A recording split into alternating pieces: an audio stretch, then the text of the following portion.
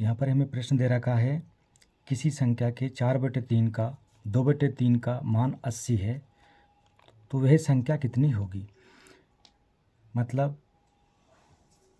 कोई संख्या होगी, उसका 4/3 फिर उसका 2/3 का जो मान है वह 80 है, तो अपन को क्या करना है, वह संख्या निकालना है। तो ऐसे सवालों को हल करने के लिए जो संख्या पूछी गई है उसको हम मान लेते हैं। तो चलिए करते हैं हल। माना वह संख्या कितनी है, हमने मान लिया वह संख्या कितनी है, x है। ठीक, तो जो संख्या है वह अपन ने x मान लिया।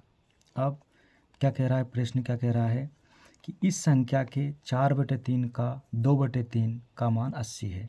चलिए लिख देते हैं अपन। तो x का कितना 4/3 फिर का कितना 2/3 बराबर कितना है 80, यही कह रहा है। अब हल करिए इसको। का मतलब जानते हैं आप, गुणा। तो x गुणा 4/3 फिर गुणा 2/3 कितना मान 80 है। अब इनका गुणा कर दीजिए, 4 दूनी 8, तो ये हो जाएगा x गुणा 8 और 3 तिये 9, तो ये आ जाएगा आपका 9 बराबर 80।